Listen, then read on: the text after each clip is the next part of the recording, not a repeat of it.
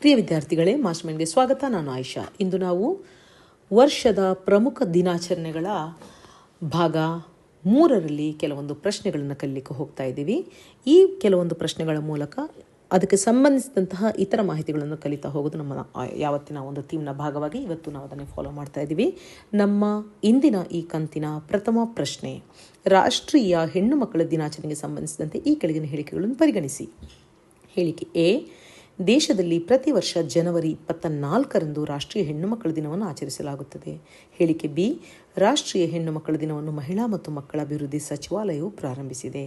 ಈ ಕೆಳಗಿನ ಹೇಳಿಕೆಗಳಲ್ಲಿ ಸರಿಯಾದುದನ್ನು ಆರಿಸಿರಿ. ಹೇಳಿಕೆ ಎ ಸರಿಯಾಗಿದೆ, ಹೇಳಿಕೆ ಬಿ ಸರಿಯಾಗಿದೆ, 2 ಹೇಳಿಕೆಗಳು ತಪ್ಪಾಗಿದೆ, 2 ಹೇಳಿಕೆಗಳು ಸರಿಯಾಗಿದೆ.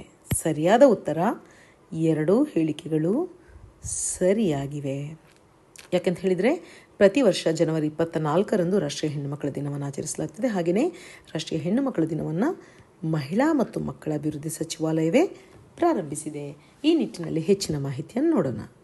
ಈ ದಿನವನ್ನು ಹೆಣ್ಣು ಮಕ್ಕಳ ಬಗೆಗೆ ಜಾಗೃತಿ ಮೂಡಿಸಲು, ಅವರ ಹಕ್ಕುಗಳ ಬಗ್ಗೆ ಜಾಗೃತಿ ಮೂಡಿಸಲು ಮತ್ತು ಮಹಿಳಾ ಶಿಕ್ಷಣದ ಪ್ರಾಮುಖ್ಯತೆ, ಅವರ ಆರೋಗ್ಯದ ಪ್ರಾಮುಖ್ಯತೆ, ಅವರ ಪೋಷಣೆಯ ಬಗ್ಗೆ ಜಾಗೃತಿ ಮೂಡಿಸುವುದು ಹಾಗೂ ಸಮಾಜದಲ್ಲಿ ಹೆಣ್ಣು ಮಕ್ಕಳ ಜೀವನವನ್ನು ಉನ್ನತಗೊಳಿಸುವಂತಹ ಅದರ ಬಗ್ಗೆ ಉತ್ತೇಜನ ನೀಡುವಂತಹ, ಅದರ ಬಗ್ಗೆ ಅರಿವು ಮೂಡಿಸುವಂತಹ ಗುರಿಯನ್ನು ಹೊಂದಿದೆ.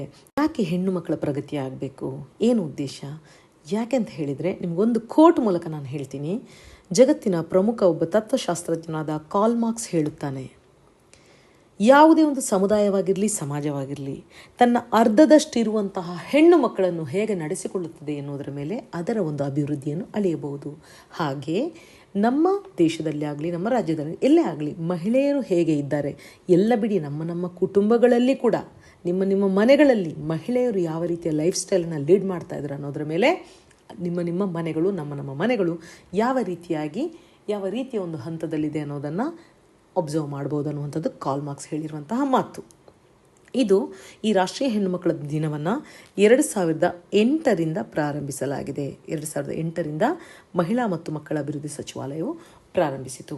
ಇದರ ಉದ್ದೇಶ ಆವಾಗಲೇ ಹೇಳ್ದಂಗೆ ಅರಿವು ಮೂಡಿಸುವುದು, ಅವರಿಗೆಲ್ಲರ ರೀತಿಯ ಅವಕಾಶ ನೀಡುವಂಥದ್ದು, ಹಾಗೆಯೇ ಹೆಣ್ಣು ಮಗು ಎದುರಿಸ್ತಿರುವಂಥ ಅಸಮಾನತೆಗಳ ಬಗ್ಗೆ ಜಾಗೃತಿ ಮೂಡಿಸುವುದು ಮತ್ತು ಹೆಣ್ಣು ಮಕ್ಕಳ ಶಿಕ್ಷಣದ ಬಗ್ಗೆ ಜನರಿಗೆ ಶಿಕ್ಷಣ ನೀಡುವುದು. ಎಲ್ಲದಕ್ಕಿಂತ ಇಂಪಾರ್ಟೆಂಟ್ ಆಗಿ ಹೆಣ್ಣು ಭ್ರೂಣ ಹತ್ಯೆಗಳನ್ನು ಕಡಿಮೆ ಮಾಡುವಂಥದ್ದು. ಭ್ರೂಣ ಹತ್ಯೆಯಲ್ಲಿ ಮಹಾಪಾಪ. ಯಾಕಂತ ಹೇಳಿದರೆ ಹೆಣ್ಣು ಹುಟ್ಟಿದ ಮೇಲೆ ಅವಳ ಹಕ್ಕುಗಳನ್ನು ನಿರಾಕರಿಸೋದು ಬೇರೆ, ಆದರೆ ಅವಳಿಗೆ ಹುಟ್ಟಿನ ಹಕ್ಕನ್ನು ನಿರಾಕರಿಸೋದು ಇದೆಯಲ್ಲ, ಅದು ಒಂದು ಘೋರ ಪಾಪ ಅಂತ ಹೇಳ್ಬೋದು. ಹಾಗಾಗಿ ಇದೆಲ್ಲದರ ವಿರುದ್ಧ ಒಂದು ಚಳುವಳಿ, ಜಾಗೃತಿಯನ್ನು ಮೂಡಿಸುವುದು ಈ ರಾಷ್ಟ್ರೀಯ ಹೆಣ್ಣು ಮಕ್ಕಳ ದಿನದ ಒಂದು ಉದ್ದೇಶವಾಗಿದೆ. ಈ ನಿಟ್ಟಿನಲ್ಲಿ ಹೆಣ್ಣು ಮಕ್ಕಳ ಬೆಂಬಲಕ್ಕಾಗಿ ನಮ್ಮ ಸರ್ಕಾರಗಳು ಯಾವ್ಯಾವ ರೀತಿಯಾದಂತಹ ಒಂದು ಯೋಜನೆಗಳನ್ನು ತಂದಿದೆ ಅನ್ನುವಂಥದ್ದನ್ನು ಸ್ಥೂಲವಾಗಿ ನೋಡೋಣ. ಇದರಲ್ಲಿ ಪ್ರಮುಖವಾದದ್ದು, ಎಲ್ಲವನ್ನು ಹೇಳಿಲ್ಲ, ಹೆಣ್ಣು ಮಗುವನ್ನು ಉಳಿಸಿ ಅಭಿಯಾನ ಆಗಿರ್ಬೋದು, ಬೇಟಿ ಬಚಾವೋ ಬೇಟಿ ಪಡಾವೋ ಆಗಿರ್ಬೋದು, ಸುಕನ್ಯಾ ಸಮೃದ್ಧಿ ಯೋಜನೆ ಆಗಿರ್ಬೋದು, CBSE ಉಡಾನ್ ಯೋಜನೆ ಆಗಿರಬಹುದು, ಹೆಣ್ಣು ಮಗುವಿಗೆ ಉಚಿತ ಮತ್ತು ಅನುದಾನಿತ ಶಿಕ್ಷಣದ ಒಂದು ಸೌಲಭ್ಯ ಆಗಿರಬಹುದು, ಕಾಲೇಜುಗಳು ಮತ್ತು ವಿಶ್ವವಿದ್ಯಾಲಯಗಳಲ್ಲಿ ಮಹಿಳೆಯರಿಗೆ ಮೀಸಲಾತಿ ನೀಡೋದಾಗಿರ್ಬೋದು, ಪ್ರೌಢ ಶಿಕ್ಷಣಕ್ಕಾಗಿ ಬಾಲಕಿಯರ ರಾಷ್ಟ್ರೀಯ ಪ್ರೋತ್ಸಾಹಕ ಯೋಜನೆ ಆಗಿದ್ದಿರ್ಬೋದು, ಅಥವಾ ಯಾವುದೇ ಒಂದು ರಾಜ್ಯ ಸರ್ಕಾರದ ಅಥವಾ ಕೇಂದ್ರ ಸರ್ಕಾರದ ಹಣಕಾಸು ಸಂಸ್ಥೆಗಳಿಂದ ಅವ್ರಿಗೆ ನೀಡಲಾಗುವಂತಹ, ಯಾವುದೇ ಒಂದು ಉದ್ಯೋಗಕ್ಕೆ ನೀಡಲಾಗುವಂತಹ ವಿವಿಧ ರೀತಿಯಾದಂತಹ ಯೋಜನೆಗಳು, ಸಬ್ಸಿಡಿಗಳು, ಬಡ್ಡಿರಹಿತ ಸಾಲಗಳು, ಬೇರೆ ಬೇರೆ ರೀತಿಯಾಗಿ ಹೆಣ್ಣು ಮಕ್ಕಳ ಒಂದು ಉದ್ಧಾರಕ್ಕೋಸ್ಕರ ಅನೇಕ ರೀತಿಯಾದಂತಹ ಒಂದು ಕಾರ್ಯಕ್ರಮಗಳನ್ನು ಸರ್ಕಾರಗಳು ಹಮ್ಮಿಕೊಳ್ತಾನೆ ಬಂದಿದ್ದಾವೆ. ಈ ಸಲದ ಥೀಮ್ ಏನು ಅನ್ನುವಂಥದ್ದು ನೋಡ್ರಿ. 2024ರ theme digital generation, our generation. Our time is now, our rights, our future. ನಮ್ಮ ಸಮಯ ಬಂದಿದೆ, ನಮ್ಮ ಹಕ್ಕುಗಳು, ನಮ್ಮ ಭವಿಷ್ಯ ಅನ್ನುವಂಥದ್ದು 2024ರ ರಾಷ್ಟ್ರೀಯ ಹೆಣ್ಣು ಮಕ್ಕಳ ದಿನದ ಒಂದು ಥೀಮ್ ಅನ್ಬೋದು. 2023ರ ಥೀಮ್ ಏನು ಅಂತ ನೋಡೋದಾದರೆ invest in girls rights, our leadership, our well being ಅನ್ನುವಂಥದ್ದು 2023ರ ಥೀಮ್ ಆಗಿತ್ತು. ಹುಡುಗಿಯರ ಹಕ್ಕುಗಳನ್ನು ಕಾಪಾಡಿಕೊಳ್ಳೋದ್ರ ಮೇಲೆ ನೀವು ಹೂಡಿಕೆ ಮಾಡಿ, our leadership, our well being, ನಮ್ಮ ನಾಯಕತ್ವ ತಗೊಂಡು ಕೂಡಲೇ ಅಲ್ಲಿ ನಮ್ಮ ಒಂದು ಒಳಿತು ನಡೀತದೆ ಅನ್ನುವಂಥದ್ದು ಥೀಮ್ ಆಗಿತ್ತು. 2024 ನೆನಪಿಟ್ಕೊಳ್ಳಿ. Digital generation, our time is now, our rights, our future. Okay, ಈ ವಿಚಾರದಲ್ಲಿ ಇಷ್ಟು ಸಾಕು. ನಮ್ಮ ಮುಂದಿನ ಪ್ರಶ್ನೆಗೆ ಹೋಗೋಣ. ರಾಷ್ಟ್ರೀಯ ಮತದಾರರ ದಿನಾಚರಣೆಗೆ ಸಂಬಂಧಿಸಿದಂತೆ ಈ ಕೆಳಗಿನ ಹೇಳಿಕೆಗಳನ್ನು ಪರಿಗಣಿಸಿ. ಹೇಳಿಕೆ ಎ, ರಾಷ್ಟ್ರೀಯ ಮತದಾರರ ದಿನವನ್ನು ಪ್ರತಿ ವರ್ಷ ಜನವರಿ 25ರಂದು ಆಚರಿಸಲಾಗುತ್ತದೆ. ಹೇಳಿಕೆ ಬಿ, ಭಾರತದ ಚುನಾವಣಾ ಆಯೋಗದ ಸಂಸ್ಥಾಪನಾ ದಿನವನ್ನು ನೆನಪಿಸಲು ಇದನ್ನು ಆಚರಿಸಲಾಗುತ್ತದೆ. ಇಲ್ಲಿ ಎರಡೂ ಹೇಳಿಕೆಗಳು ಆಪ್ಷನ್ ಕೊಟ್ಟಿದ್ದೀವಿ, ಯಥಾ ಪ್ರಕಾರ ಎರಡೂ ಹೇಳಿಕೆಗಳು ಸರಿಯಾಗಿದೆ. ಅಂದರೆ ಪ್ರತಿ ವರ್ಷ ಜನವರಿ 25ರಂದು ರಾಷ್ಟ್ರೀಯ ಮತದಾರರ ದಿನವನ್ನು ಆಚರಿಸಲಾಗುತ್ತದೆ. ಹಾಗೆಯೇ ಭಾರತದ ಚುನಾವಣಾ ಆಯೋಗದ ಸಂಸ್ಥಾಪನಾ ದಿನ ಜನವರಿ 25, ಅದರ ಸ್ಮರಣಾರ್ಥವೇ ಈ ದಿನವನ್ನು ರಾಷ್ಟ್ರೀಯ ಮತದಾರರ ದಿನವನ್ನಾಗಿ ಆಚರಿಸಿಕೊಳ್ಳುವಂಥದ್ದು. ಇದರ ಬಗ್ಗೆ ಹೆಚ್ಚಿನ ಮಾಹಿತಿಯನ್ನು ನೋಡೋಣ. ಸೊ ಇಲ್ಲಿ ಎರಡು ಹೇಳಿಕೆಗಳು ಸರಿಯಾಗಿದೆ. ಈ ರಾಷ್ಟ್ರೀಯ ಮತದಾರರ ದಿನವನ್ನು 2011ರಿಂದ ಆಚರಿಸಲಿಕ್ಕೆ ಶುರು ಮಾಡಿದ್ದೀವಿ, 2011ರಿಂದ. ಸೊ 2024ಕ್ಕೆ ನಡೆದಿರುವಂಥದ್ದು 14ನೇ ವರ್ಷದ ಆಚರಣೆಯಾಗಿತ್ತು. ಪ್ರತಿ ವರ್ಷ ಜನವರಿ 25ರಂದು. ಯಾಕೆ ಅಂತ ಹೇಳಿದರೆ, ಚುನಾವಣಾ ಆಯೋಗ ಏನಿದೆಯಲ್ಲ 1950ರಲ್ಲಿ ಇದೇ ಜನವರಿ 25ರಂದೇ ಅದರ ಒಂದು ಸಂಸ್ಥಾಪನೆ ಆಗಿತ್ತು, ಚುನಾವಣಾ ಆಯೋಗದ್ದು. ಹಾಗೆಯೇ ಈ ಆಚರಣೆಯ ಮುಖ್ಯ ಉದ್ದೇಶ ಹೊಸ ಮತದಾರರ ನೋಂದಣಿಯನ್ನು ಉತ್ತೇಜಿಸುವುದು ಮತ್ತು ಮತದಾರರ ಸಂಖ್ಯೆಯನ್ನು ಹೆಚ್ಚುಗೊಳಿಸುವುದಾಗಿದೆ. ಹಾಗೆಯೇ ದೇಶದ ಮತದಾರರಿಗೆ, ಡೆಫಿನೆಟ್ಲಿ ಇದು ದೇಶದ ಮತದಾರರಿಗೆ ಮೀಸಲಿಟ್ಟಂಥ ಒಂದು ದಿನ, ಮತದಾರರಲ್ಲಿ ಜಾಗೃತಿ ಮೂಡಿಸುವಂಥದ್ದು ಮತ್ತು ಚುನಾವಣಾ ಪ್ರಕ್ರಿಯೆಯಲ್ಲಿ ಒಂದು ಪ್ರಬುದ್ಧ ರೀತಿಯ ಭಾಗವಹಿಸುವಿಕೆಯನ್ನು ಉತ್ತೇಜಿಸಲಿಕ್ಕೋಸ್ಕರನೇ ಇದನ್ನು ಬಳಸಲಾಗ್ತದೆ. ಈ ಮೂಲಕ ಹೊಸ ಮತದಾರರಿಗೆ ಅವರು ತುಂಬ ಗೌರವಿಸ್ತಾರೆ. ಹಾಗೆಯೇ ಮತದಾರರ ಫೋಟೋ ಗುರುತಿನ ಚೀಟಿಯನ್ನು ಕೂಡ ಹಸ್ತಾಂತರಿಸ್ತಾರೆ. ಇದೇ ಹೊತ್ತಿನಲ್ಲಿ ಹೇಳಬೇಕು, ಪ್ರಥಮವಾಗಿ ವೋಟ್ ಮಾಡುವಂತಹ ಹುಡುಗಿಯರಿಗೆ ಒಂದು ಗುಲಾಬಿ ಬಣ್ಣದ ಚೀಟನ್ನು ನೀಡಿರುವಂಥದ್ದು, ಕೆಲವೊಂದು ಅಂದರೆ ಗುಲಾಬಿ ಬಣ್ಣದ ಗುರುತಿನ ಕಾರ್ಡನ್ನು ನೀಡಿರುವಂಥದ್ದು ಸುದ್ದಿ ಆಗಿತ್ತು, ಅಂದರೆ ಪ್ರೋತ್ಸಾಹಕರವಾಗಿ ಅಂತ ಹೇಳುವಂಥದ್ದು. ಹಾಗೆಯೇ ಭಾರತದ ಚುನಾವಣಾ ಆಯೋಗ ಇದೆಯಲ್ಲ, ಅದಂತೂ ಅಂತಿಂತ ಚಿಲ್ಲರೆ ಸಂಸ್ಥೆಯಲ್ಲ.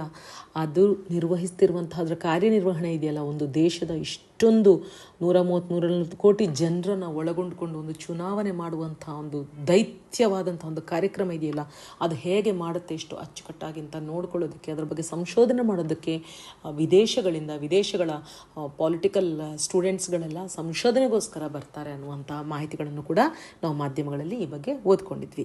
ಆಯಿತು, ನಮ್ಮ ಮುಂದಿನ ಪ್ರಶ್ನೆಗೆ ಹೋಗೋಣ.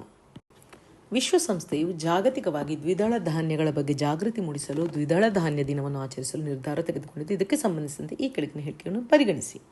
ಎ, ಆಹಾರ ಮತ್ತು ಕೃಷಿ ಸಂಸ್ಥೆಯ ಸಹಯೋಗದೊಂದಿಗೆ ಇದನ್ನು ನಡೆಸಲಾಗುತ್ತದೆ. ಬಿ, ಪ್ರತಿ ವರ್ಷ ಫೆಬ್ರವರಿ 10ರಂದು ಅಂತಾರಾಷ್ಟ್ರೀಯ ದ್ವಿದಳ ಧಾನ್ಯಗಳ ದಿನವನ್ನು ಆಚರಿಸಲಾಗುತ್ತದೆ. ಇಲ್ಲಿ ಎರಡು ಕೂಡ ಸರಿಯಾದ ಹೇಳಿಕೆಯಾಗಿದೆ. ಹಾಗಾಗಿ ಎರಡು ಹೇಳಿಕೆಗಳು ಸರಿಯಾಗಿದೆ. ಸರಿಯಾದ ಉತ್ತರ 4. ದ್ವಿದಳ ಧಾನ್ಯಗಳು ಯಾಕೆ ನಮಗೆ ಇಂಪಾರ್ಟೆಂಟ್ ಅಂತ ಗೊತ್ತಾ? ಈ ದ್ವಿದಳ ಧಾನ್ಯಗಳು ಪ್ರೋಟೀನ್ನ ಒಂದು ಖಜಾನೆಗಳು ಅಂತ ಹೇಳ್ಬೋದು. ನಮ್ಮ ದೇಶದಲ್ಲಿ ತುಂಬ ಪ್ರೋಟೀನ್ ಕೊರತೆಯಿಂದಾಗಿ ಮಕ್ಕಳ ಒಂದು ಕುಂಠಿತ ಬೆಳವಣಿಗೆ ಆಗ್ತಾ ಇರುವಂಥದ್ದು, ಅಂದರೆ ವಯಸ್ಸಿಗೆ ತಕ್ಕಷ್ಟು ಬೆಳವಣಿಗೆ ಆಗದೇ ಇರುವಂಥದ್ದು ಮತ್ತು ಎತ್ತರಕ್ಕೆ ತಕ್ಕಷ್ಟು ದಪ್ಪ ಆಗದೇ ಇರುವಂಥದ್ದು, ಒಂದು ಕೃಶಕಾಯತೆ, ಇದೆಲ್ಲದಕ್ಕೂ ಕಾರಣ ಪ್ರೋಟೀನ್ನ ಕೊರತೆ. ಹಾಗಾಗಿ ದ್ವಿದಳ ಧಾನ್ಯಗಳನ್ನು ಹೆಚ್ಚು ಬಳಸುವಂತೆ ನಾಗರಿಕರಿಗೆ ಕರೆ ಕೊಡ್ತಾನೆ ಬಂದಿದ್ದಾರೆ. ವೈದ್ಯಕೀಯ ಬಳಗ ಆಗಿರಬಹುದು ಅಥವಾ ಆರೋಗ್ಯ ವಿಚಾರಗಳ ಯಾವುದೇ ಒಂದು ಕನ್ಸರ್ನ್ ಪರ್ಸನ್ಗಳು ಪ್ರೋಟೀನ್ಗಳ ಬಳಕೆಗೋಸ್ಕರ ಈ ದ್ವಿದಳ ಧಾನ್ಯಗಳು ಬಹಳ ಮುಖ್ಯ ಆಕಾರ ಅಂತ ಹೇಳ್ಕೊಂಡು ಬಂದಿದ್ದಾರೆ. ಇದಕ್ಕೆ ಸಂಬಂಧಿಸಿದ ಕೆಲವು ವಿಚಾರಗಳನ್ನು ನೋಡೋಣ. ನೋಡಿ, ಹೇಳಿದೆ ಅದಾಗಲೇ, ಇವು ಬಹಳ ದೊಡ್ಡ ಒಂದು ಪ್ರೋಟೀನ್ ಮೂಲಗಳಾಗಿದೆ. ಹಾಗೆಯೇ ಭಾರತ ಅಪೌಷ್ಟಿಕಾಂಶದಿಂದ ಬಹಳಷ್ಟು ಬಳಲುತ್ತಿದ್ದು, ಭಾರತದ ಬಹುತೇಕ ಮಹಿಳೆಯರು, ಮೋರ್ ದೆನ್ 50% ಮಹಿಳೆಯರು ಅನಿಮಿಯಾದಿಂದ ಬಳಲ್ತಾ ಇದ್ದಾರೆ, ಅಪೌಷ್ಟಿಕಾಂಶದಿಂದ ಬಳಲ್ತಾ ಇದ್ದಾರೆ. ಆ ನಿಟ್ಟಿನಲ್ಲಿ ದ್ವಿದಳ ಧಾನ್ಯಗಳು ಬಹಳ ಮಹತ್ವದ್ದು. ಅದರ ಜೊತೆಗೆ ಈ ದ್ವಿದಳ ಧಾನ್ಯಗಳ ಬಗ್ಗೆ ಜಾಗೃತಿ ಮೂಡಿಸಲು ಆಹಾರ ಮತ್ತು ಕೃಷಿ ಸಂಸ್ಥೆಯ ಸಹಯೋಗದೊಂದಿಗೆ ಪ್ರತಿ ವರ್ಷ ಫೆಬ್ರವರಿ 10ರಂದು ಅಂತಾರಾಷ್ಟ್ರೀಯ ದ್ವಿದಳ ಧಾನ್ಯಗಳ ದಿನವನ್ನು ಆಚರಿಸಲು ನಿರ್ಧಾರ ತೆಗೆದುಕೊಳ್ಳಲಾಯಿತು. ಇದು ವಿಶ್ವಸಂಸ್ಥೆ ತೆಗೆದುಕೊಂಡಿರುವಂಥ ನಿರ್ಧಾರ. ಮೊದಲ ದ್ವಿದಳ ಧಾನ್ಯಗಳ ದಿನವನ್ನು ಫೆಬ್ರವರಿ 10, 2019ರಂದು ಆಚರಿಸಲಾಯಿತು. ಸೊ ವಿಶ್ವ ದ್ವಿದಳ ಧಾನ್ಯಗಳ ದಿನ 2022 ಸುಸ್ಥಿರ ಕೃಷಿ ಆಹಾರ ವ್ಯವಸ್ಥೆಯನ್ನು ಸಾಧಿಸುವಲ್ಲಿ ಯುವ ಜನರನ್ನು ಸಶಕ್ತಗೊಳಿಸಲು ದ್ವಿದಳ ಧಾನ್ಯಗಳು, ಇದು ತುಂಬ ಇಂಪಾರ್ಟೆಂಟ್. ಯಾಕಂತ ಹೇಳಿದರೆ, ಯುವ ಜನರು ಅಂದರೆ ದೇಶದ ಶಕ್ತಿ ಅಲ್ವಾ. ಆ ಶಕ್ತಿ, ಅವರು ಸಶಕ್ತ ಆಗಿರಬೇಕಾದ್ರೆ ಅವ್ರಿಗೇನು ಕೊಡಬೇಕು ಅಂದರೆ ಹೆಲ್ತ್ ತುಂಬ ಇಂಪಾರ್ಟೆಂಟ್ ಅಲ್ಲ, ದೇಹದಲ್ಲಿ ಶಕ್ತಿ ಇರಬೇಕಲ್ಲ. ಸೊ ದ್ವಿದಳ ಧಾನ್ಯಗಳ ಅವರಿಗೆ ಪರಿಚಯ ಮಾಡಬೇಕು ಅನ್ನುವಂಥ ಥೀಮ್ ನಡೆಯಲ್ಲಿ ಆಚರಿಸಲಾಗಿತ್ತು. ಹಾಗೆಯೇ 2023ರ ಥೀಮ್ ಸುಸ್ಥಿರ ಅಭಿವೃದ್ಧಿಗಾಗಿ ದ್ವಿದಳ ಧಾನ್ಯಗಳು ಅನ್ನುವಂಥ ಒಂದು ಥೀಮ್. ಇದು ಯಾಕೆ ಗೊತ್ತಾ ನಿಮಗೆ ಸುಸ್ಥಿರ ಅಭಿವೃದ್ಧಿಗಾಗಿ ಅಂತ ಹೇಳ್ತಾ ಇರುವಂಥದ್ದು?